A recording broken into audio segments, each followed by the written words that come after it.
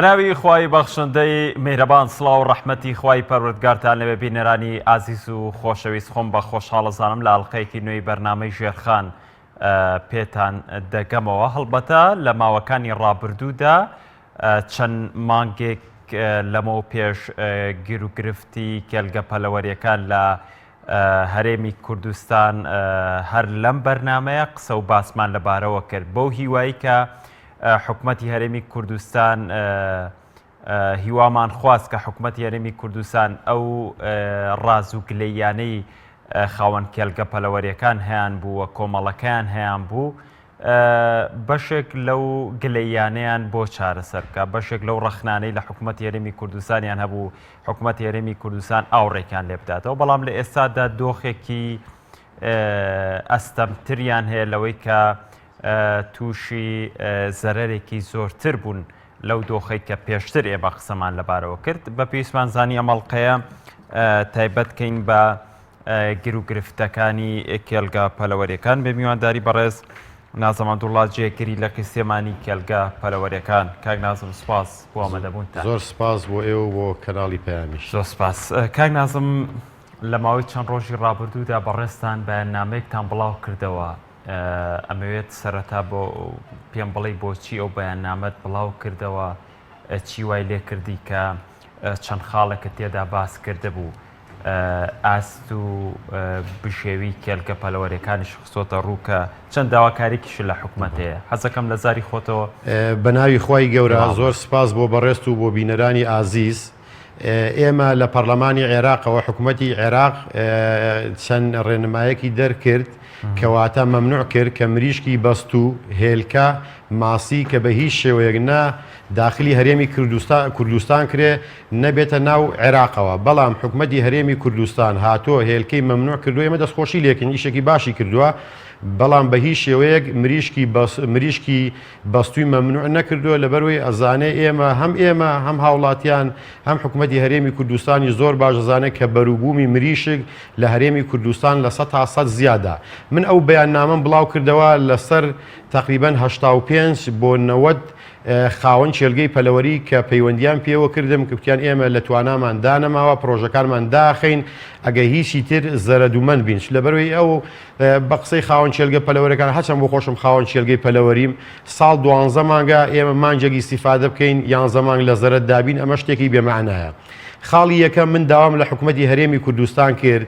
کە حکومەتی بەڕێزوەرە نرخ دیاری بکە با لەسەر هاوڵاتیانی هەرێمی کوردستان گران نەبێ، با ئێمەش هەموو ڕۆژە لە زەرەد و زیان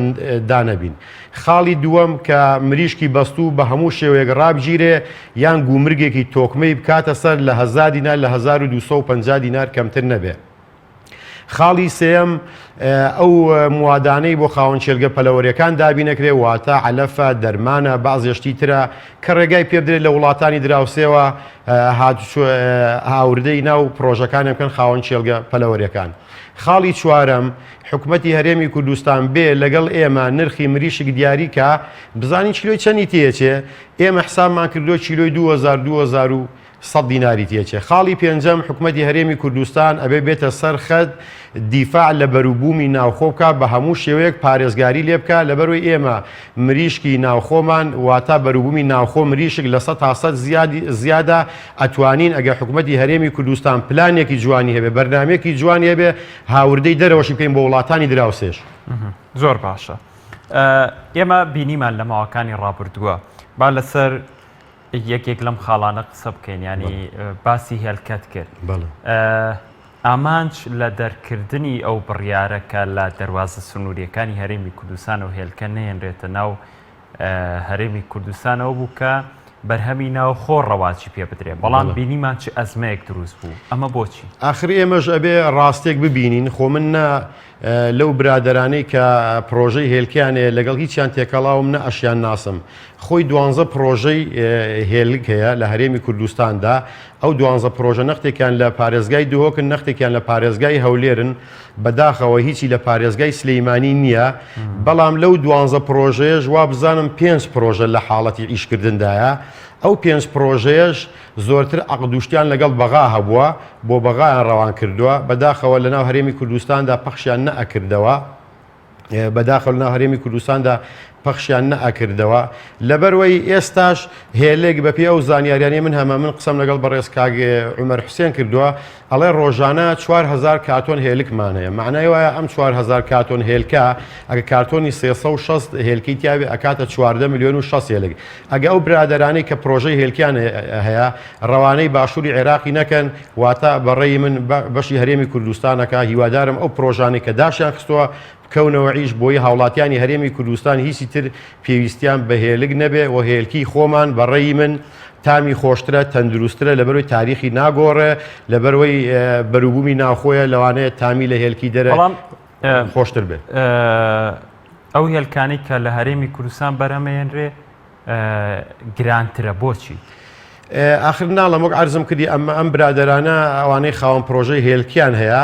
نەختی عەقدیان بەڕێی خۆم لەگەڵ بەغا کردووە ئەبێ حکومەتی هەرێمی کوردستان و بۆ خۆشیان پابەن من ئەو عەقدە هەڵوەشێنەوە ئەو هێلکە لە هەرێمی کوردستان بە تایبەتی لە پارێزگای سلەیمانی پەخشکن لەبەرەوەی لە پارێزگای سلەیمانی ئێمە هیچ پرۆژێکی هێلکمان نییە من لێرەوە داوایان لێ یەکەم ئەو برادرانی کە پرۆژەی هێلکەیان هەیە زۆرتری بنێرن بۆ پارێزگای سلەیمانی لەبەرەوەی پارێزگای سلەیمانی هیچ پرۆژێکی هێلکی تیان نییە زۆر باشە باس لە نرخ کردووە لە بەرنامەکە کاک ناسم ئێوە خۆتان بەو بڕیارەی حکومەت ڕاستیە بن ئەگەر حکومەت لیژنێک دەرکاون بەڵێ حکومەتی هەرێمی کوردستان ئەگەر لیژنێک دەرکا ئێستا خۆی 1 کیلۆمریشک لەسەر ئێمە 2,200 دینارەکەوێ حکومەتی هەرێمی کوردستان بابێ لیژنێک دەرکا لەگەڵ ئێمە دانیشێ ڕێکەوتنێکمان لەگەڵ بکە بەڵێ ئێمە ڕازین تەنانەت چیلۆی 200 دیناریشی ئیسیفادەت یاوێ بۆ خاوەن چێلگە پەلەوەریەکان من بە وەکالەتی وانەوە ئەتوانم قسە بکەم دڵنیاییش دەم بە حکومەت بەڵێ هەر هەمومان ڕازیە بین ئەو کاتی دەستخۆشی لە حکومەتی هەرێمی کوردستانەکەین یان حکومەتی هەرێمی کوردستان بابێت تێچوونی 1 کیلۆمریش بکا بە 750 دینار ئێمایین بە 1000 دینار بیکە بە 1000 دینار ئێمایین بە 1250 دینار ئێمە ئەو کاتی دەستخۆشی لە حکومەتی هەرێمی کوردستانەکەین خۆ ئێمە حکومەتی هەرێمی کوردستان بە دوژمنی خۆمان نازانین بەڵام زۆر بەداخەوە حکومەتی هەرێمی کوردستان یعنی بە دووربینێکەوە لە دوورەوە تەماشای ئێماکە ئەو ئێمە بە دوژمنی خۆی زانێت باشە قسە لەسەر دوژمن و دۆستی ئێوە حکومەتی هەرێمی کوردستانەکەم بەس بە پێویستی زانم وەڵامی ئەم پرسیارە بە جددی وەربگرمەوە ئەویش ئەوەیە ئایا ئێوە لە ماوەکانی ڕابردووشە ویستم ئەو وەڵامە وەرگرمەوە ئێوە کۆنتاکتان لەگەڵ وەزارەتی کوشت و کاڵ چۆنە ئەنی وەزارەتی کوشت و کاڵ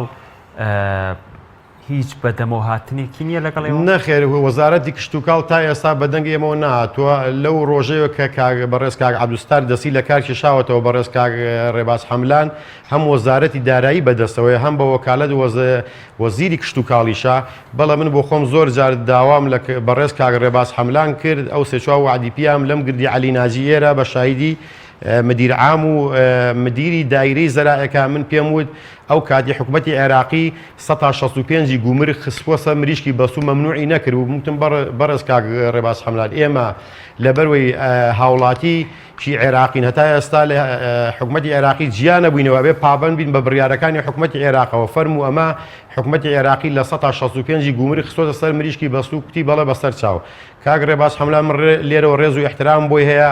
لە وەزارەت بە شایدی 15-20 نفەر من پێم وت نەختێ سەحەب پرۆژە هەیە قەرزیان لە حکومەتی هەرێمی کوردستان وەرگرتووە ناتوان ئەو قەرزە بنەوە یان بۆیان کە قەرزی درێژخایان یان نەختێکیان لێ خۆش بە ئەو وعدی لە سەتی داوتیەوەتان بۆ جێبەجێ ئەەکەم بەڵام بەداخەوە هەتا ئێستا جێبەجێ نەکردو بەو هیوایەم کە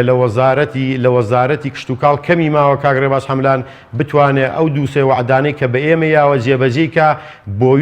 بۆ ئێمە جێگای شانازی و سەر فرازیە باشە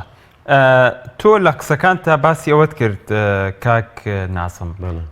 پرۆژەی هێلکە لە پارێزگای دووەکو هەولێر هیچی لە پارێزگای سێبانی نییە بەڵام واستەکەم بە هەمان شێوە بۆیە مریشکی بەستوش قەدەغە ناکرێ هێنانی بۆ هەرێمی کوردستان زۆرتر کێلگە پەلەوەریەکان کەوتبنە پارێزگای سێمانیەوە بەڵێ زۆرترین هۆڵی چێلگەی پەلەوەری یان واتە بڵێن زۆرترین پرۆژەی پەلەوەری لە سنووری پارێزگای سلەیمانیدایە بە هەڵەبجە و بە گەرمیانەوە ئەتوانم هەموو داتا و هەموو هۆڵەکان و چەنی ژەگرێ بە بەڕێستی بڵێم و بۆ بینەرانیشی ڕوونکەمەوە باشە مادام ئەوەنە لە کەوتۆتان سنوورەوە بەشی ئەم سنوورە دابینەکەن ڕێگە نادرێ پرسیارەکەم تاواکەم ڕێگە نادرێ بچێتە پارێزگاکانی ترەوە ئێوە بۆچی کە لەم پارێزگای ئەوەنە زیادە و پێی زانیارەکانی من 800 کێلگەی پەلەوەری لە پارێزگای سلێمانی هەیە زیاتر لە 1200 پرۆژەتان هەیە ئەم هەموو پرۆژە و کێلگە پەلەوەریە بێگومان زۆر زیاترە لە پارێزگای سلێمانی بۆچی بەرهەمەکانتان ڕەوانەی دۆک هەولێر باشووری عێراق ناکەن کاکە زۆرترین شێرگەی پەلەوەری وەک وتم لە پارێزگای سلەیمانیدایە نەختێ برا خاوەن شێرگە پەلەوەریەکان بە برا عارەبەکان ئەڵێن عارەبە چاوڕەشەکان یعنی لە خۆشەویستیان نەزانی بۆیان پێڵن لەبەرەوەی ئەڵێن ئەگە بەرووبوومی ئێمە ئەگە مریشکی ئێمە برا عارەبەکان نەیبن ئەوەندەی کە ماڵوێرانە بین ئەبوو لە پاروپێرارەوە هۆڵەکانیان داخستایە برای بەڕێزم لە سنووری پارێزگای سلەیمانی 800 پرۆژەمان هەیە پێک دێ لە 1250 هۆڵ پرۆژەی ناڕەسمیشمان هەیە بەس تاقەکانی سنووری پارێزگای سلەیمانی ئەگە هەڵەبجە و گەرمیانی لێبێتن 2 مانگ جارێک 7 ڕۆژ جارێک 9 ملیۆن و 700 هزار جوشکی ئەگرێ ئەم 9 ملیۆن و 700 هزار جوشکە جگەل لە پرۆژەی نایاسایی جگەل لەوەش کە خاوەن چێلگەی پەلەوەری 2000 زیاد دەکاتە ناو هۆڵەکەیەوە ئەمە بۆ حسابات و بۆ وردەکاری من حسابم کردووە نێزەکەی 14 ملیۆن 13 ملیۆن و نیو جوچک بۆ وەجبێک وەجبەکە یان بە 2 مانگ دەرەچی یان بە 7 ڕۆژ واتە ئەگە بێت و ئێمە ئەمەی لێک بینەوە با بڵین 3 ملیۆن و نیویشی لێ مرد معناوە 11 ملیۆن ئەمێنێتەوە 11 ملیۆن زەربی 2 نیویکە ئەکاتە 27500 تەن ئەگە زەربی سێیکە ئەکاتە 30000 تەن واتە ئەگە هەڵەبجە و گەرمیانیشی بکەیە سەر ئەمە کارەسات دروزە بێ هەتا ئێستاش لە سنووری پارێزگای سلەیمانی نێزەکەی 26 پرۆژە بۆ 30 پرۆژە لە بواری جێبەجێکردندایە هەوڵی ئەوە ئەدرێ 150 معاملاتی کەش ئیجازە بەدەست بێنێ واتە لێرە ئەوە نا لە دوهۆگ ئەوە نا لە هەولێر ئەوە نا معنای وایە ئەو کاتەی کارەسات دروزە بێ باشە حکومەتی هەرێمی کوردستان نابێت ڕاوێژکاری وەزارەی هەبێ ئەی ڕاوێژکاری وەزارەت نابێت پلانی دانێ ئەی وەزیری پلاندانان نابێت مدیر عامەکانی بکاتەگەر ئەی نابێت ڕاوێژکارەکانی بگاتەگەر باشە هەموو مریشکە چی لێ بکەین باشە چۆن مۆڵەت ئەدرێت لە کاتێکدا ئێستا بۆ ڕوونەکەمەوە لە کاتێکدا کە ئێمە هەموو مریشکەمان هەیە بە پێی ستانداری نێودەوڵەتی بە خێوەکەین بە وەکو ئەوروپا وەکو وڵاتە ئیسلامیەکان هیچ فەرقێکی نییە بگرە مریشکی هەرێمی کوردستان پاک و تەمیزتریشە لەم لاولایەک ئیدعایەکمان بۆ کرێ لەوانەیە ئەمەش دەستێکی مریشکی بەستووی تیابێ زۆر دوو لە ڕاستیەوە معنای وایە حکومەتی هەرێمی کوردستان لە ئێمە زۆر باشتر ئەزانێ کە بەروبوومی ناوخۆواتە مریشکی سپی لە 100 لە هەرێمی کوردستان زیادە بۆ کاکە ژیان ناچی خەلیل داخەی کە بەڵێ با هیچی تر مریشکی بەستوونێتە ناو هەرێمی کوردستانەوە یان حکومەتی بەڕێز ئەگەر تۆ زانی ئەم مریشکە هیچ چوار بەرپرسی باڵای لە پشتەوەیە وەرە ئەو چوار بەرپرسە باڵایی بێنە با سەربڕینخانەکان زیندووکەنەوە لە ناو سەربڕینخانەکاندا بەروبوومی ناخۆ مریشکی خۆمان سەربڕن بیدەنەوە بە هاوڵاتیانی هەرێمی کوردستانی ئەمە کاتی دەستخۆشییانەکەی یان وەرە حکومەتی هەرێم زۆر بۆ خۆی لە ئێمە باشتر ئەزانێ کە ئەم کەسێکی گەورە لە پشت مریشکی بەستەوە یان بێ لایدا یان کاکە بڵێت دەستت ئەبرم دەستی بۆ بەری ئەمە بەروبوومی ناوخۆیە وە وڵاتانی دراوسێ پارێزگاری لە بەروبوومی ناوخۆ بکە کاکە ئێمە لەم وڵاتەی خۆماندا هەر لە پارێزگای سلێمانی بە نمونە 2-3 نەفەر بە نمونە بۆ دێنمەوە زەلامی زۆر شیاو هەیە بۆ شوێنی شاو بۆ نمونە کاگرزگار حەمەخدر باوەڕتە بێ زیرەکترین کەسە لە بواری کشت و کاڵدا من داوا لە حیزبەکەی خۆیەکەم کە بیکاتە پۆستێکی مدیر عام پۆستێکی باڵای داتێ لە هەولێر بۆی زۆرترین خەڵک ئەوانەی لە ئیشی کشت و کاڵدا لە جوتیاریدا لە تەماتەدا ئەیناسن بۆی ئەو ئیشەکەیان بۆ بکە شادەی بەرزیە پیاوێکی زیرەکە پیاوێکی تێگۆشەرە ئەو بێلەیەکی تر باشترە بەڕێی من باشە گلەی و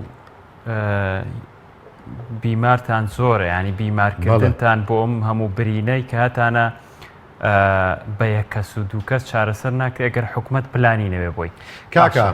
ئەمە زۆر ئاسانە حکومەتی هەرێمی کوردستان بەڕێی خۆم لە ڕێگای ئێوە کۆمەڵەیەکتانێ ئەوە لە ڕێگەی و کۆمەڵەوە بۆچی داوان کاکە ئێمە لە ڕێگای ئەم کۆمەڵەوە بۆ خۆت لەوانەیە بزانی من گەورەترین شەڕی ڕاگەیان نەکەم لە ڕۆژنامە لە ڕادیۆ لە تەلەڤیزۆن لەولا بۆ بەرپرسی حیزبی بۆ پەرپرسی حکمی بۆ قایمقام من لێرەوە ڕێز و احترام هەیە بۆ قایمقامی سلەیمانی بەڕاستی جێگای شانازیە بۆ ئێمە هەوڵمان زۆر بۆدا بەڵام بە قایمقامی سلەیمانیش کاکە هیچ ناکرێت معناوێ ئەم شتە باتخوا باڕوونی کەمەوە حکومەتی هەرێمی کوردستان ئەتوانێت دوو شت بکە کە ئەم بەروبوومەی ناخۆی نەبێڵە لەسەر هاوڵاتیان گران بێن نەبێڵە ئێمەش لە زەرد و زیان دابین ئەتوانێت حکومەتی هەرێمی کوردستان لە ڕێگای هەر پارێزگایەکەوە 5 نووسنگەی بۆ دانە 6 نووسنگەی حکومی دانێ ئەم 6 نووسنگە با کیلۆی 50 دینار بۆ نووسنگەکان بێ نووسنگەکانیش ئەو کاتە بیدەنەوە بە مریشک فرۆشەکان واتە جوملەتیەکان تەوازونی سعر ڕائەوەستێت تەوازونی نرخ ڕائەوەستێت لە هەرێمی کوردستان یان حکوومەتی هەرێمی کوردستان با من لێش نەشارمەوە ئێمەش هینێکمان پێوە بێپلانێکمان پێوەوە خاوەن چێلگە پەلەوەری بەداخەوە ئەگە تاقی هۆڵەکانمان مەسەلەن 10,000 یەکرێکین 12 تیەکەین 13 تیەکەین ئەمەش بەسی ڕێگەخرێتەوە بێ حکوومەتی هەرێمی کوردستان بێ ڕێکی خاتەوە یان ئەگەر ڕێگا لە مریشکی بەست و ناگرێ هەر نایگرێ بابێ وەرە بڵێ نازم هۆڵەکەی تۆ 2 مانگونی و جارێک 3 مانگ جارێک بەریەکەوێ لەوە زیاتر تێکیتەوە 1 دەفتە دلار غرامە ئەەکەم کەسی یان بابێ ئیجازی قەعاڕاگرێ چۆن ئیجازی داوە بە ئێمە بە 10 ملیار دلار خراوەتە پرۆژەوە لە هەرێمی کوردستان بە 100 ملیار دیناریش زەرت کراوە لە خاوەن چێلگە پەلەوەرەکان کە هەمووی ئیفلاس و ماڵوێران بوون حکومەت ئەتوانێت بە باشترین شێوە چارەسەری کە بەڵام بەداخەوە نەختێ مافیای بێسەروبەر لە مریشکی بەستۆوە گلاوە حکومت ناوێ ئەو دەستە مافیانە بێنە دەرێ بابە ئێمە لە هەرێمی کوردستان هەلی کارمان ڕەخساندووە نێزیکەی 500-600 هزار کەسمان بۆ هەلی کار ڕەخساندووە لە جیای بێ دەستخۆشیمان لێکە ڕێگریمان لێکە من لێرەوە داواکەم بۆ ئەپرسم لە حکومت بۆ حکومەتی هەرێمی کوردستان وا لە ئێماکەی دەرگای پرۆژەکانمان داخین لەبەرچی گوناحمان چییە بۆ ئیجازت داینە تاوانمان چییە خەڵکی ئەم وڵاتە نین لە مریغەوە نهاتبووین ئەو کەسانی کە مریشکی بەسوویە نە هەرێمی کوردستانەوە مافیان دەستیان زۆرە ڕوە ئەگەر دەستیان نەڕۆگە مافیان نەبن ئەم هەموو خەڵکی ینی لە هەرێمی کوردستان کاکە من ئێستا بۆ دڕوونەکەم ئێمە ئاڵین 500-600 نفر هەلی کارمان ڕەخساندۆ بۆ هاوڵاتیانی هەرێمی کوردستان باشە نێزیکەی 3000 هۆڵی پەلەوەری هەیە لە هەرێمی کوردستان هەر هۆڵێک لەوانەی 5 ماڵبی 1 ماڵبی 3 ماڵبی 2 ماڵبێ وەرە حسابی کە بزانە چەند ئایلە کاکە وایان نە هۆڵێک بزانە چەند ماڵی کرێکار لەسەر بزانە چەند هزار دوکان مریشک فرۆشەیە لە هەولێر لە سلەیمانی وایان نە دەوەرە تو حسابی کە هەر ئەوایەکی بە حاسیبە حسابی کە ئەو هەموو شتانە لێک دەوێت 1.5 ملیۆن ڕەت دەکات یعنی ئێمە 1.5 ملیۆن کەس لەبەر حکومەتی هەرێمی کوردستانە پاڕێنەوە ئەڵین بابە وەرە پێش ئێمە هاوڵاتی ئەم هەرێمی کوردستانین ئەیە بڵێن یا ڕەبی خوای گەورە دڵی حکومەتی هەرێمی کوردستان نەرم کە بشکم چاک بە خاوەن چێلگە پەلەوەرەکان دابشێتەوە بەڕاستی حکومەتی هەرێمی کوردستان زۆر عیبە بۆ حکومەتی هەرێمی کوردستان گەورەترین غەدرمان لێکە خەریکە بڵم گەورەترین تەعدا لە خاوەن چێلگە پەلەوەرەکانەکە باشە ئێوە لەو ماوەیە کە ئاگاداری بڕیارەکی کە عەبدولستار من تەنانەت سەرۆک کۆماری تورکیاش هاتە سەرخەت لەو ماوەیە کە قەدەغەی مریشکی بەستووی کرد ئێوە هیچ گۆڕانکاریەکتان بەسەر هات کاکە ئەزانی چۆنە ئەم بڕیاری کاک عەبدولستاری خۆیمە دەستخۆشی لەکەی من لە نێزیکەوە ئاگام لێبوو من بە تایبەتی ئێمە 6 نەفەروین چینەوە بۆ لای کاک عەبدولستمان بۆ وتی کاکە بەڕێز کاک نێچیروان بەرزانی هاتۆتە سەرخەت وتوێتی بەڕێز ئەردۆغان هاتۆ سەرخەت ئەبێ مریشکی بەستوو بێ بەڵام باشە خۆ ئێستا بیانۆکە بڕاوە بیانۆکە لەژێر دەستی حکومەتی هەرێمی کوردستان دانەماوە بیانۆکە وەزارەتی کشتتوکاڵی بەغا دەری کردووە ئەندام پەرلەمانەکانی بەغا دەریان کردووە خۆی حکومەتی هەرێمی کوردستان ئەتوانێت بڵێ ئەمە بڕیاری حکومەتی عێراقیە من ناتوانم جێبەجێ نەکەم زۆر ئاسانە بڕیارەکە دەرچوە هاتوو بۆ هەرێمی کوردستان من بەو هیوایم حکومەتی تازە هەر کەسێکە هەر لایەنێکە دێتە سەر وەزارەت ئاگای لە خاوەن چێلگە پەلەوەرەکان بێ لەبەرەوەی ئێمە لە ڕەزالەتێک و لە ژیانێکی زۆر خراپ دەین وەکو خاوەن چێلگە پەلەوەرەکان لەگەڵ وەش لە ڕەزالەتی داین لە زەلیلی داین ئەڵین کاکە وەرە حکومەتی هەرێم نرخمان بۆ دیاری بکە با ئێمە لە زەرد و زیان بینە دەرێ لەسەر هاوڵاتیانی هەرێمی کوردستانیش گران نەبێ یعنی حکومەت زۆر بەلامەوە سەیرە یعنی ئەگەر ئێوەش ئاوا چەند بەرپرسێکتان لە پشت بووە ئەم دۆخەتاوانە بەتاکید ئەگەر چەند بەرپرسێکی هەرێمی کوردستان چوار بەرپرس خاوەنی چێلگەی پەلەوەری بۆیان نەخێر وەعزمان بەم وەعزە نەئەگەیشت بەڵام ئێمە هیوادارین لە بەیانیەوە هەوڵێک لە ئارادایە ئەمانەوێ گربوونەوەیەک بکەین لەبەردەمی ئەنجومەنی وەزیران لە هەولێر لەبەرەوەی هەموو وەزارەت و هەموو شتەکان لە هەولێرە حکومەتیش لە هەولێرە بەو هیواین بەرپرسانی ئێتخوارەوە بەرپرسانی هەولێر ئیجازەی ئەو گربوونەوەمان بن کە لەبەردەمی ئەنجومەنی وەزیران کۆ ئەبینەوە بابن ئەوەی تاکەم مساعدەکە ئێمە لەبەرەوەی نە ئامادەین شەڕەفی شەک بکەین نە ئامادەین شەڕە بەر بکەین نە ئامادەین دروشمی ناشیرن بنووسین یان دروشمی ناشیرن بەرزکەینەوە بەرپرسێکی حکومی ئێمە داوای مافێکی سەرەتایی ژیانی خۆمان و ماڵ و مناڵمانەکەین داواکارم لە بەرپرسانی هەولێر ڕێگا بدەین ئەو گربوونەوە لە هەولێر بکەین لە بەردەمی ئەنجومەنی وەزیران بەڵای من جارێ مەیکەن بە حکومەت تەشکیل بێ ئەگەرم بیشی کەنەڵە کاکە من دوای ئەمەش خۆی ئێساش کاگنێ شیروان بەرزانی هەر سەرۆکی حکوومەتەوە منیانویان نامێنێ من لێرەوە دەنگ بەرزەکەم واڵم هیوادارم کاگنێ شیروان بەرزانی بە دڵ و بەجیان لەبەرەوەی لە پۆستەکەی خۆی لا سێبێتە سەرۆکی هەرێم پیرۆزبایی لە یەکەم من لێرەوە بابێ ئیشەمان بۆ جێبەجێ بکات جێگای دەستخۆشی و شانازیەم و خاوەن چێلگە پەلەوەرەکانە بێت ئەو کاتیشی حکوومەتە بێت لەوەی ئەو بیانویەوە بڵێ کاگ منسوور بەرزانی جێبەجێکە بۆ من دەستخۆشی لێکەیت باشە ئەوترێت کە بەشێک لە تاوانەکە خودی کێلکە پەلەوەریەکانیشن بۆ نمونە ئەوەندە مۆڵەت دراوەتە کێلکە پەلەوەریەکان و ئەوەندە بەرهەمیش زیاد بەرەمەێنن کە خۆیان وەکو چۆن ئێستا ڕێکخراوی ئۆپێک کە زانێ نرخی نەوت دابەزیوە بەشێک لە بەرەمێنان کەمەکاتەوە ئێوە ناتوانن بەشێک لە بەرەمێنان مەسەلەن ئەگەر هەموو مانگێک بەرەم 2 مانگ جارە بەرەم بێنن بیکەن بە 4 مانگ کاکە ئەمەش خەتای حکوومەتی هەرێمی کوردستانە حکوومەتی هەرێمی کوردستان هەموو داتا و زانیاریەکانی وەزارەتی کشت و کاڵی خاوەن چێلگە پەلەوەرەکان لە ژێر دەستیدایە بە پرۆژەی ڕسمی و ناڕسمیەوە ڕاز ناکاگە بڵێ پرۆژە ناڕسمیەکان نازانم لە شوێ ئەمە شتێکی بێمانە تۆ وەزارەتێکی زول و زەلامەت هەیە ئەو هەموو ڕایۆشکارەت هەیە مەعاشی وەرەگرێ هەموو مدیر عامەت هەیە نابێ بزانی بەڵام کاکە ئەمەش خەتای حکوومەتی هەرێمی کوردستانە حکوومەتی هەرێمی کوردستان ئەتوانێت بە ئاسانترین شێوە ڕێکی خاتەوە هەموو خاوەن چێلگە پەلەوەرەکان واتە هەموو هۆڵەکان ڕێک خاتەوە سەرەدانێ پشگیری بکە هەتا ئێستا باوەڕەکەی لە 2014ەوە لیترێ گاز نەدراوە لیترێ گاز کە قیمەتی نییە بە 500-600 دینارە بە خاوەن چێلگە پەلەوەرێک کاکە حکوومەتی هەرێمی کوردستانەوە بێتە خەد خۆ ئەم خەڵکە گاڵتەچی حکوومەتی هەرێمی کوردستانی ئەوە وتم حکوومەتی هەرێمی کوردستان پرۆژەی داوە بە ئیجازەی داوە بە خاوەن چێلگەی پەلەوەری چۆنی ئیجازەکە ئادەم ئەبێ بێم پشگیری لێ بکەم ئەبێ بێم بازاری بۆ بکەمەوە ئەبێ بێم بازارێکی بۆ بکەم و کە هەناردەی دەرەوەشی کە بەڵام بەدەکە من یەکشت پێڵم لە تورکیا 1 کیلۆ مریشک بە 3000 دینارە باشە خێرە تورکیا بۆ ئێمەنێرە بە 1000 دینار خێرە ئەم مریشکە بەڕێی من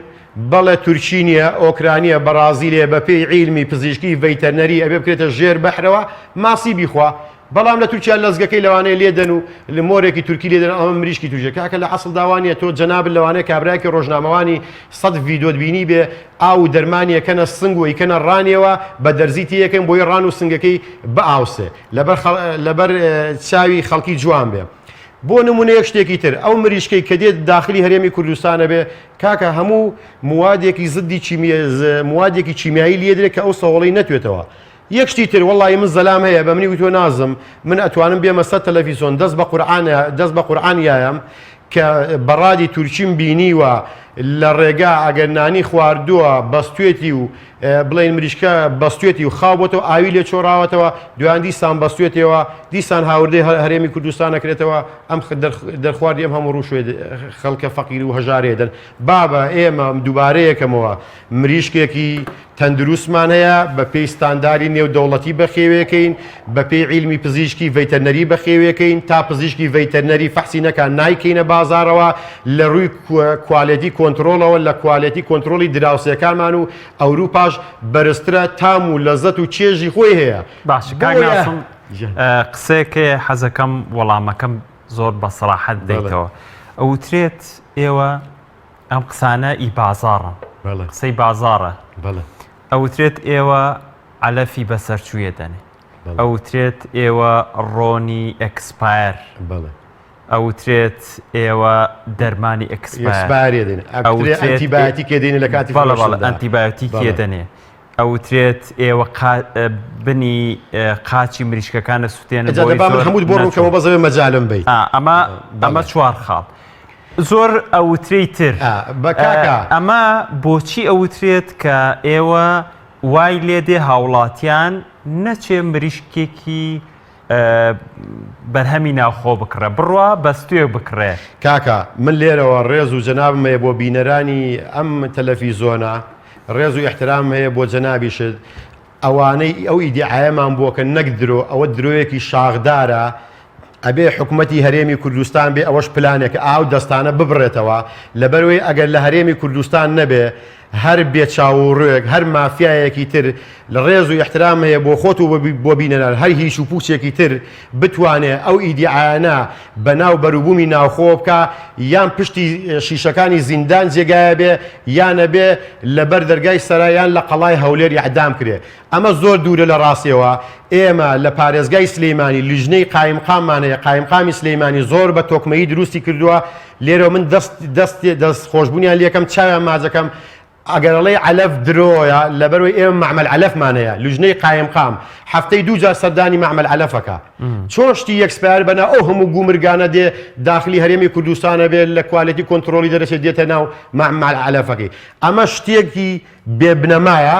وەگوتم ئەو کەسانە ئیشەڵا ڕویان ڕەژە بێکەوەی دیعایە بڵاوەکەنەوە ئەوەی کە ئەژڵەی بنەپێی ئەسووتێنی ئەمە هەر زۆر ئەمە خۆزگە پزیشکێکی ڤەیتەرنەری لێ وایە ئەمە هەر شتێکی زۆر بێمەعنایە خۆی من ئێستا ئەگە لەم بەرنامەی جەنابتم ئەگە بچمەوە ناو پرۆژەکەی خۆم بێت جلەکانی خۆم دانم بچم بۆ حەمام سیارەکەم شۆم دار و بەردی خۆم تاقیم کەم ئەنجا بچمەوە ناو پرۆژەکەی خۆم بۆی نەخۆش نەکەوێت بۆی ڤایرۆسی نەبمە ناوقاعی بە بەسیترین بۆنی پیس بە بەسیترین هەوای پیس ئەو مریشکە تووشی نەخۆشیە بێ یعنی ئێمە دانیشین بنەپێ بە بنەپێی مریشک بنی پێی داخین دانە بە دانە دایخین بۆی علەفیت خۆ ئەمە دوور نیە لە ڕاستیەوە خۆ ئەمە خەجاڵەتی نیە بۆ کەسانەوەی دیعایەکەن ئێوەشەم ئیدیعایەتان بیستۆخۆ بەڵێ بە تاکید بەڵێ بە تاکید لەم ماوەی پێشودا کەسێک هەر نامێ ناوەکەشی بێنم مزەمیدێکی نامزەمید ئیدیعای بە بەروبوومی ناوخۆوە کرد من لێ لە تورکیا بووین بە دەستەی پیشە سازانی پەلەوەری کوردستانم وتم وەرە با ئێمە لە ڕێگای دادگاوە شکاتی لێ بکەین ئەو کابراایەکی مزەمیدا ئەبێ حکومەت ڕێگانەدا ئەبێ حکومەت بەڕاستی ئەعدامیان کە ئەو کەسانە بەڕاستی لە ناویان بەرێ بەڕاستی ئەوانە دوژمنی هەرێمی کوردستانن بەڕاستی ئەوانەش دوژمنی بەروبوومی ناوخۆن لەوانەیە دەستێک بن لەو مافیانەی کە مریشکی هیوایەتیان مریشکی کوردیت ئەیهێنە ناو هەرێمی کوردستانەوە دەستخۆش ناوبڕێکمانەیە دواتر بەردەوام بین بینەرانی عزیز دوای ناوبڕێک بەردەوام بین لە بەرنامەکە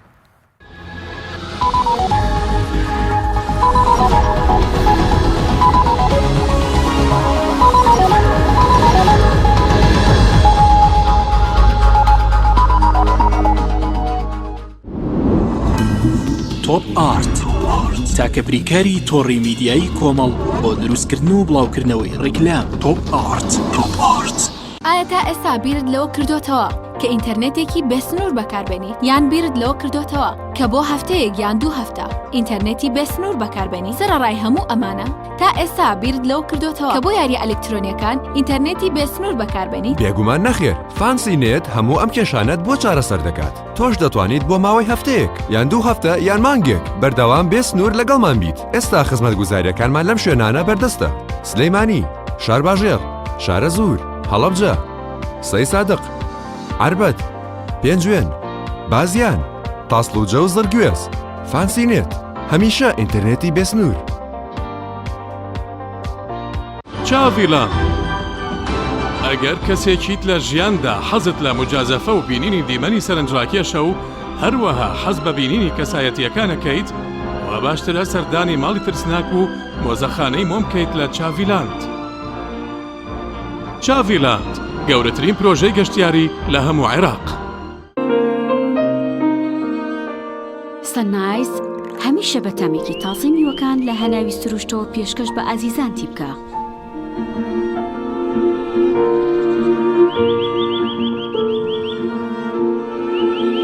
شەربەتی سەنایز تامێک لە سروشتەوە.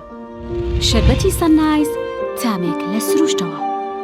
هەمومان حەزمان لە برنجە. برنجێک تامی ڕاستەقینەی برنجمان پێ ببەخشێ. بازار جمەی دێت لە برنج، بەڵام بژاردەی من برنجی دۆلفینسیە. بە تام و بۆن هاوشێوەی برنجی کوردیە. 100% سروشتیە. برنجی خڕی دۆلفینسی شێفە گەورەکان سەرسامەکات. بۆیە بێدوودڵی بژاردەی من و کابانی ماڵە. تا ئێستا زۆر جۆری برنجم تاقی کردوتەوە، بەڵام هیچیان وەک دۆلفینسی نییە. تامێکی ترە ئێوەش دەتوانن تاقیکەنەوە. دۆلفینسی باشترینمان بە هەڵبژاردن. تۆپ ئارت تاکە بریکاری تۆڕی میدیایی کۆمەڵ بۆ دروستکردن و بڵاوکردنەوەی ڕیکلام تۆپ ئارت.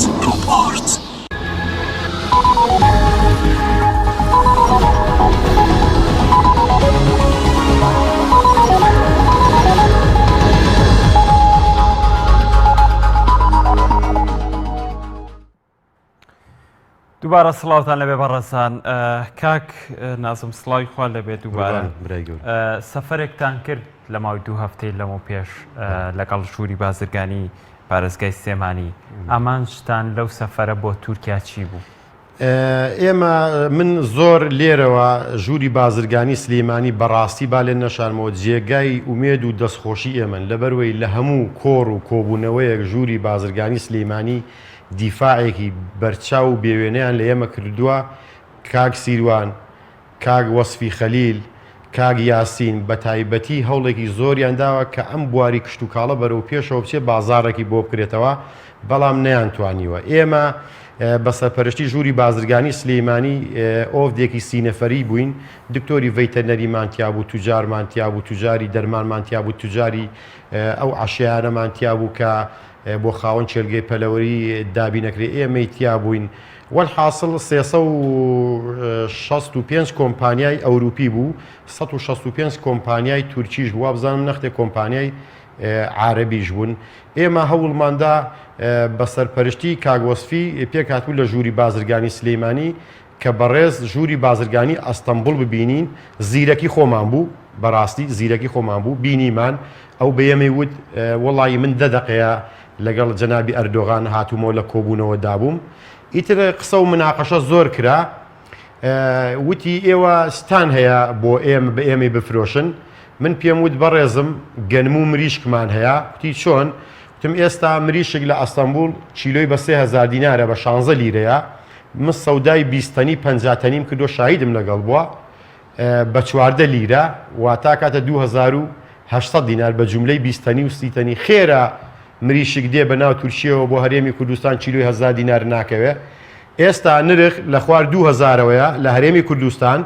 یان ئەو توجارانەی خۆتان کە مریشکی بەستوو بۆ هەرێمی کوردستانە نێرن با بێن لە ناو هەرێمی کوردستان ئەو مریشکانەی خۆمان ئەو بەروبوومانەی کە لە ناو چێلگە پەلەوەرەکانی هەرێمی کوردستاندایە لە سەربڕنیخانەکان سەری بڕن لە ناو هەرێمی کوردستاندا پەخشیکەنەوە لەبەروەی تا مناقەشەی ئەوەشم لەگەڵ کردتم مریشکی ئێمە لە مریشکی تورکی پاکترە لە مریشکی تورکی سالمترە لە مریشکی دراوسەکان پاک و خاوێن و جوانترە هەتا ناوی چەندین لوقاع و ڤیتامینات و ئەوە تا ئێمە تقریبا 25 ڕۆژ بۆ 30 ڕۆژی بمێنێ ئەنتیبایۆتیکی بە هیچ شێوەیەک نادەین بە مریشێک تا من نمونێکم بۆ نایەوتم خۆشبەختانە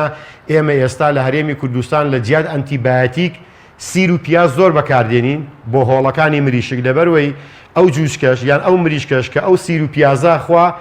بۆ ئینسانەکەش قانجازە شاهیدی منیش ئەوەیە ناو سیارەکەی منەگە دویان لە دەرەوە ڕۆژین تەماشاکە نێزەکەی 500 کیلۆ سیری تایە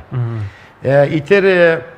شتەکانی نووسی دویان وتمان ئێمە حەڤەی نۆ لە سلێمانی پێشەنگایەکی نێودەوڵەتی ئەکرێتەوە لە بەشی کشت و کاڵ داواکارین لە بەڕێزت تۆش کۆمپانیا تورکیەکان هاندەی بابێن لە بەشی کشت و کاڵ لەو پێشەنگای نێودەوڵەتی سلێمانیە بەشدار بن ئەو شتەکانی نووسی و تا ئیمێڵێکیشی سەر و ئیمێڵیشی دانێ تەلەفۆنی خۆی یا بەموتی تەلەفۆنم لەگەڵ کە بەس من تا ئێستا تورکی نازانم پەیوەندیم بۆ بەڕێزەوە نەکردووە شتێکی تریشم لێ داوا کرد وتم ئەگەرەتانەوێ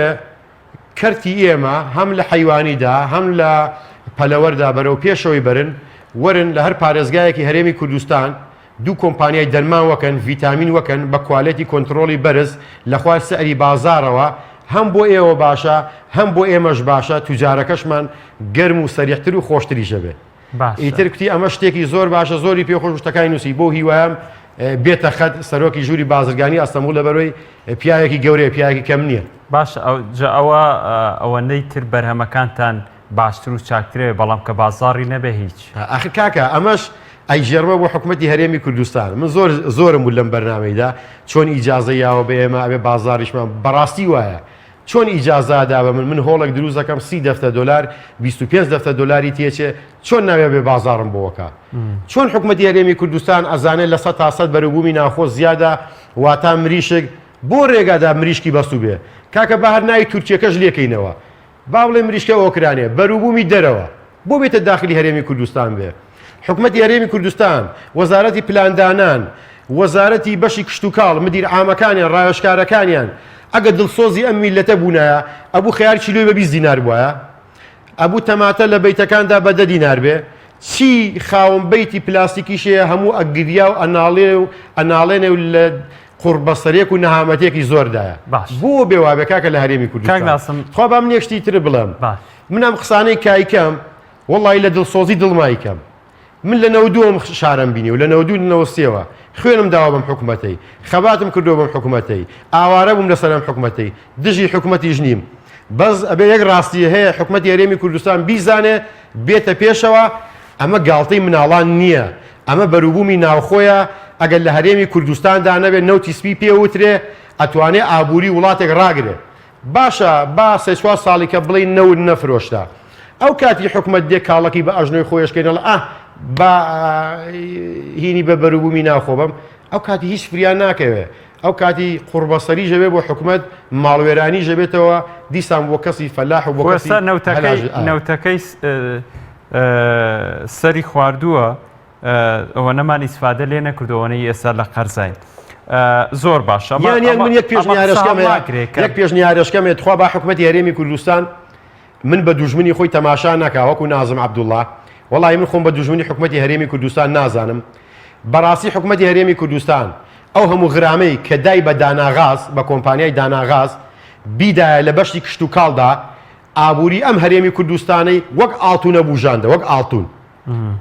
بارخوا ئەوەش دەڵێمەوە دووبارەیەکەم و با حکوومەتی هەرێم من بە دوژمنی خۆت حساب مەکە هاوڵاتێکی ئەم هەرێمی کوردستانم من دڵسۆزی ئەم خەڵکەم کەم و کورتەکانت بۆ دەستنیشانەکەم ئەبێ بێت تۆ دەستخۆشی لە من بکەیت بۆ هیوای کە بڕوانێت زۆر باشە بەپی زانیارەکان کاک ناسم هەر شاری بەختە ینی ئێمە ڕۆژانە ژەی بینین ینی ئەو گەڵاپان ئەو هەموو لۆری دێنە ناو هەرێمی کوردستان مریشی ئەڕوا بڵێ بەڵە ینی بەس لە ناو شاری بەغدا زیاتر لە 100,000 تەن پێداویستی مریشکیان هەیە ئێوە بۆچی ینی لەگەڵ کۆمپانیەکان ڕێناکەون لە بەغدا لە باشوور بۆ ئێم بەرەمەی ئەمە کۆمپانیانی ئێمە بەڕاستی خاوەن پرۆژەکانی هەرێمی کوردستان وەک وتم ئێمە و خاوەن چێلگە پەلەوەریەکان زۆربەی خاوەن چێلگە پەلەوەریەکان بە ئەو عارەبانەی مریشمان لێکردن ئەڵەم برا عارەبە چاوەڕەشەکانمان بەڕاستی ئەوانیشمان وێران کردووە بەڕاستی ژیانی وانیشمان تێگاوە لەبەرەوەی آخر ئێستا بۆ یەکەی دیارە ئەوانیش بازاریان نەماوە ئەوانیش نرخیان بۆ ناکە ئەوانیش مایەکەی خۆیان بۆ ناکاتەوە ئێستا لەبەرەوەی ئێمە بە سەدان لۆری لە هەرێمی کوردستان لە پارێزگای هەولێر سلەیمانی دهۆک ئەڕوا بەرەو بەغا یعنی هیچ بەرپرسێکم هەموو لۆرێ نابینێ لە بەغاوەکە دێ نازانێ بۆچیێت نازانێ مریشک لێرە بە 1500 دینارەوە هەموو لۆرێ ژەڕوار تاو نابێ خۆر بە لۆرەکانە بێ بزان لە 100 مریشک لە هەرێمی کوردستان زیادە ئێستا شتێکی تریشەیە کاکە لێرەدا سەرۆکی کۆمەڵی چێلگە پەلەوەریەکانی بەغا هەڕەشێکی زۆر گەورە ئەکە ئەڵێ ئەگە بێت و مریشکی بەستوو لە مەرزی ئیبراهیم خەلیلەوە قەدەغە نەکرێ هیچی تر بێتە ناو هەرێمی کوردستانەوە ئێمە ئەچینەوە پەرلەمانی کوردستان ئەچینە وەزارەتی کشت و کاڵ بە هیچ شێوەیەک نایەڵین یەک مریشکی هەرێمی کوردستان داخلی باشووری عێراق بێ ئەمە شتێکی خەتەرە کاگە باشە هەر خۆی ئەمە وا هەز ناکەن جارێکی تر ئەمە کوشتنی بەرهەمی ناوخۆی گەلگە پەلەوەریەکانە کە ئەو هەموو مۆڵەتە ئادرێ برای بەڕێزم ئەمە خەتای حکوومەتی هەرێمی کوردستانە بۆی من لە هەموو کەلیمەکاندا حکوومەتی هەرێمی کوردستان بە تاوانبارە زانم باوەڕت هەبێ هەموو بەرپرسەکانی ئەم حکوومەتی هەرێمی کوردستانی بە حیزبی بە حکمیەوە پیاوی خراب نین بەس ڕایۆشکارەکانیان باش نین ڕایۆشکارەکانیان نایگەێنن سکرتێرەکانیان مەجای خەڵکی نادەم چن بۆ لایەن تۆ ئەچی بۆ لای سکرتێرێک گەڵی کاکە با سەرۆکی حکوومەت ببینم مەسەلەن ئەڵە بڕۆ هەر نییە مواجیان ساڵێکی تر وەرەوە کاکە خۆی ئەبێ سەرۆکی حکوومەت جاسووسێکی هەبێ جاسووسی سەر ئەوانیش بێ بزانە ئەم ڕایۆشکار و ئەم سکرتێرانە چیەکەن ئەو کاتی شتەکە بەڕێی من باشی بەرپرسانی حکوومەتی هەرێمی کوردستان لەوانەیە بە دیوێکی تردا خۆی جوانتر نیشاندا لە بەیاننامەکەدا باسی عەلەف و دەرمانە کردبوو مەبەستەوە بوو عەلەف و دەرمان لە دەرەوە بهێنرێت کاکە خۆی کاکە ئێستا من وەکو شخصی خۆم وەکو نازم وەڵی من ئەگە بەروبوومی ناخۆ لە هەرێمی کوردستاندا و بەرهەم دێت چ عەلەف بێ چ شتێکی تر بێ حەز ناکەم لە دەرەوە بێ بەس کاکە ئەی من کیلۆی مریشک بم بە 1500 دینار هەموو کیلۆیەک 500 دیناری زەرە لێ بکەم ئەی بۆ تەنی عەلەف بە 450 دلار بێ ئەبێ کاکەشتیوە نابێ ئەوەش نابێ من ناڵم کاکە ئەمانەش خێرێکی خەیاڵی لەکەن من جاران پارەکە لەوانەیە جەنابت بزانی عەلەف چوو بۆ 570 دلار گەورەترین هێرشم کردە سەر خاوەن ئەو معمەلانەی علەفەیە بە هەرسێ پارێزگاکەوە تا من لە کۆمەڵەکەی خۆمدا ئەمە بە شتێکی عیبەش ێزانم بۆ سەشانی خۆم زۆر برادر پیان وتم ئەبێت تۆ واز لە علەف بینی هیچی تر بەحسی علەفی ئێرانی وتم نەکاکە من بەحسی یەکەم لەبەرەوەی پرۆژەم هەیە نوێنەری خەڵکیشم وازم نێنە وتم ئەگە بشکوژرێم نە لەسەر مریشکی بەست و نە لەسەر علەف کۆڵ نایم کۆڵیشم نەیە. زۆر باشە. بۆ نمونە ئەم علەفەی کە لە دەرەوە دێت کوالێتی ئێران ئێستا ئێران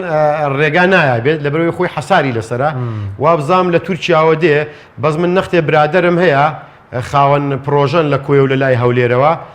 بە دڵنیایەواڵن کوالێتی کۆنتترۆلی زۆر بەرزە علەفێکی باشە وەکو علەفی ناخۆیان لە علەفی ناخۆ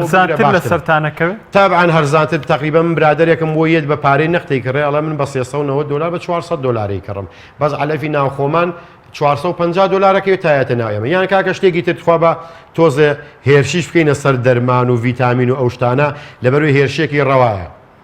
لوقاعات حکومەتی هەرێمی کوردستان ئێستا زانە کاتی گەرمایە ئەبێت لە هەر پارێزگایەک دوو دکتۆر دەستنیشانەکەم وەرە فلان دکتۆر کارەبات 24 ساعتە بێ تۆ لوقاعاتی بفرۆشە لەبەرەوەی لوقاعات لە گەرما و پلەی گەرمای حراری خۆی لەسرە ئەگەر لەو پلەی بترازێ گەورەترین کارەسا دروستەکە بۆ خاوەن شێلگەی پەلەوەری تۆ ئەچی ئەو لوقاعاتە ئەدەی بە مریشکەکە دوام مریشکەکەت مەناعەوەر ناگرێ پاش 15 ڕۆژی هەموو یەکوژەوێ نیوی بەرەدە ئەویش زەرەدێکە بۆ خاوەن شێلگەی پەلەوەری یان نەختێ دەرمان دێ لە وڵاتەکێ ئەو لوقاعات بەڵێ ئایدی کێەوە ئەمە دکتۆرەکانی هێنن بەس نابێت کارەبای لێ بڕە بە جددیەوە ینی خۆ دکتۆرەکانیش خۆ بخوان زۆر بە هیچ شێوێک نابێت لوقاعات کارەبای لێ بڕێ نابێت بە دقە و سەعات لوقاعات کارەبای لێ بڕ لەبەرەوەی خەتەریاتی هەیە خەتەریاتی بۆ چییە من ئەمێت بەو لوقاعەیە دەم مەسەڵەن جەناب دکتۆری ڤیتەنەری من دێم لوقاع لاکڕم لوقاعەکەس کارەبا بڕاوە لە دوکانەکەت تۆش سوێن بۆ منە خۆڵی کاکە من کارەبام نابڕیانەوە لوقاعی باشە سەلاجەشتی زۆر مەزبوطم لە هەمان کاتیشدا ڕاز ناکە ئەیدەی توی دی بە مریشکەکەی بەسایە ئەو لوقاعی مەناعی بەرز بێتەوە 15 ڕۆژی پێچی هەموو یەکوژێ ئەوێ فڕی دەیتە دەرەوە مەناعە دروست ناکە ئەمەش زەرەدێکە بۆ خاوەن شێلگە پەلەوەرەکان یان کاکە نەختێ خەڵک هەیە نەختێ خەڵکەیە دکتۆرە دکتۆرنیە هەڵەستێ چێت دەرمان دێنێ لە وڵاتانەوە لە خاریجەوە باوەڕت هەبێ نییە تۆ ئەمە گڵاسێک ئاوەتیدا ئەبێ ئەمە بۆ نمونە دەرمانە ئەبێ ئەم دەرمانە لی نووسراوە سەتادا بەخوا سەتا دووشیتیانە بەخوا سەتا یەکیشیتیانە لە ڤیتامینەکانیشی ئەی باشە حکومەتی هەرێمی کوردستان ئەگەر هینی هەیە کوالێتی کۆنتترۆلی هەیە نابێ بچێت لەم ئیمێڵی لەسەر ئەم دەبەی نایڵمەر سەحب کۆمپانیا دکتۆرەکە بزانە لی کۆڵمە بڵم ئەمە لتری بە چەندە و هەر ناڵم بۆ عێراقیش مێڵم بە وڵاتێکی ترمێ وایانە زۆر بە ئاسانی حەلەوێ بەڵام ئەوەش ناکە کاکە بە کوردی و مختصری با من یەک شتێکی بە جەنابەت بڵێم حکومەتە تعدامان لێکە دەرمان فرۆشە تعدامان لێکە معمل علەفە تعدامان لێکە مەقفەزی جوشکە تعدامان لێکە لەبەرەوەی یەک بە یەک ئەتوانم بۆ بڕوونکەمەوە حکومەتی هەرێمی کوردستان بۆی تعدامان لێکە بایەق بە بەروبوومی ناخۆ نایە بەروبوومی ناخۆ لە 100 زیادە هیوایەتی بەروبوومی دەرەوەیە معمل علەفە باوەڕتە بێ لە تۆ لە ساڵێکی داوەزبێکی خراپت هەرەیاتێ ئەڵە وڵام موادەکانم لێ تێکەڵ بوو لێم غەڵبێ ئەوەش دەبێتە چی تووشی تەسەموم و ماڵوێرانی بۆ تۆ بێ نیوەی مریشکت فڕێدەیە دەرەوە دوایانە لە کاکە وەڵامە فڵاندان بە فڵان قاعی وڵامنەوە فەحسم کرد کەس بە دوی خۆی ناڵە دو یەکەم شیرنە هەمووی هەرە لە ترشە وایانە کابرای جووچکە لە ساڵێکدا جووچکێکی خراپت هەرەیاتێ نەقسی ڤیتامینی هەیە یان ئەو جووچکە سێ توخمات تێکەڵاوی یەک بووە فەحسیەکە یان کەم خوێنە یان نەقسی ڤیتا ئەڵێ کاکە ئەمە جووچکەتە بە کەڵکنە ناکاکە دامە بە فڵان قاعی بە فڵان قاعی هیچی عیبینێ لە ڕاستیدا ئەمە هەموو دروی شاخدارە کابرای دەرمان فرۆشە لەگەڵ ڕێز و احترام من زۆربەی زۆریان ڕەفیق من بەسونکە واقعیە نوێنەری خەڵکیشم بۆ خۆشم گەورەترین پرۆژەمەیە ئەبێ بیڵم ژیانی ماڵ و منداڵ و ئەو خەڵکەم خۆشەوێ ئەڵێ کاکە ئەم دەرمانە عیش ناکە ئەڵە کاکە بڕۆ بیبە بە شەر تۆ بیدەیە یەکسەر چاگەی بێتەوە لە دواوە ئیدەی دەرمانە کاکە ئەڵە عیشی نەکرد ئەڵە وڵاوە داوە بە فڵان قاع عیشی کردو بۆ لی تۆدا عیشی نەکردو من بڵم چی یعنی هەموو نەهامەتی قوربەسەری ماڵوێرانی شەرمەزاری لەگەڵ ڕێز و احترام بۆ هەموو خاوەن چێلگە پەلەوەکان بۆ هەموو خاوەن چێلگە پەلەوەرەکانی گرتوەوە باوەڕدەیە دوێنێ شەوێ کابرا بە ناوی 35 قاعی چێلگەی پەلەوەریەوە لە بەردەڕەشەوە تەلەفۆن بۆ منەکە قورجی یعنی چایی پڕ بۆ لە فرمێسکی قورجی پڕە لە گریان ئەڵە کاگە ئێمە هەمومان ماڵوێران و سەرگەردام و تخوا لەو بەرنامەی پەیام وتم بەرنامە تخوا باسی هەموو شتەکان بکە تخوا کاکە من 6,000 ملیشکم ماڵوێران بووم ئەبێت دەواجینەکەم بفرۆشم حەفە دەفتەر قەرزاری بازارم کاکە گەر خۆ گربوونەوەکەتان کرد لە هەولێر من 35 نەفەرم لەگەڵەوە ڕقم تەلەفۆنەکەم ئەوە ناوەکەمە یەم بۆ یەکانە دیسانەوە من دووبارە داوا لە بەرپرسانی هەولێرەکەم هەمویان برایە من هەموو کوردین هەموو هاوزمانین نابێ بە چاوێکی تر تەماشامانکەن هیوادارم ئیجازەمان بن گربوونەوەیەک لە بەردەمی ئەنجومەنی وەزیران ساسکەین دژی حکومەت نین لافیتەی دژی کەس نانووسین داواکارەکانیشمان زۆر ئاسانە مریشکی بەست و ڕاگرا نرخمان بۆ دیاری بکە بەروبوومی ناوخۆمان بازارمان بۆ دروستکە پارێزگاری لە بەروبوومی ناوخۆ بکە ئەو موادانەی بۆ خاوەن چێلگە پەلەوەریەکان دادبینەکرێ ڕقابێکی چاودێریمان بۆ کەسەر وڵی کاکە ئەمە لە هەر وڵاتێکی دانەبێ ئەگەر لە هەرێمی کوردستان دانەبێت لە هەر وڵاتێکی تر دابێ بەڕاستی حکومەتی هەرێمی کوردستانە بێت دەستخۆشی لە خاوەن چێلگە پەلەوەریەکان بکە زۆر باشە هیچ کاتم نەما زۆر سپاس بۆ بەڕێز نازم عەبدوڵڵا جێگری لە قیستێمانی کێلگە پەلەوەریەکان من هەرەوە نەماوە بڵێم کە بەڕای من بەدەر لەو داواکاریانەی تۆ ئەمەشی بۆ ئیزافەکەین هیچی تر مۆڵەت نەدرێ کێلگەی پەلەوەری من ئەجابات ئەگە ئەو مەجاڵی ئەم دەقەیە ئەمە لە کاتی منەگری منە بەیار باشە من زۆر سپاسی جەنابەت و بینەرانی بەڕێزی ژەکەم بەڵام من داواکاریشکە یاداشتێشکەم نووسیوە بۆ ئەنجومەنی وەزیران بۆ پەرلەمانی کوردستان وەزارەتی دارایی وەزارەتی بازرگانی وەزارەتی کشت و کاڵ پەرلەمانی کوردستان لە 5 خاڵی پوخت و جواندا بۆم نووسیون بۆیان چاپەکەم مۆری لێنی چێلگە پەلەوەریەکان هەمووش نفەر حازرە بیگەێنتە جیەتی خۆی بۆ هیوایم ئەو شەژلایانەی کە ناوم بردن جێبەجێکەر بن دیفاعمان لێ بکەن چاو زۆر بە کورتی زۆر بە کورتی لیژنەی کشت و کاڵ لە پەرلەمانی کوردستان ئاگەی لەم دۆخی ئێوە هەیە لیژنەی کشت و کاڵ بەڵێ تقریبان ساڵ و نیوەک پێش لە ئێستا و کاتی من مامۆستا غەریب و کاخەڵەف و نەختێ برادەری کە کاک عەباس و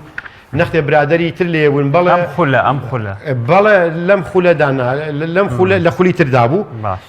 تا ئێمە لەگەڵ معمەل عەلەفێک شخصی خۆم 6 نەفەرم شاهیدە بۆ یەک هەستانی خەریب و کۆبوونەوەکەش بەتاڵ بێ من لەناو هۆڵی کۆبوونەوەکەدا کتم قبولی ناکەم ئێمە نوێنەری خەڵکین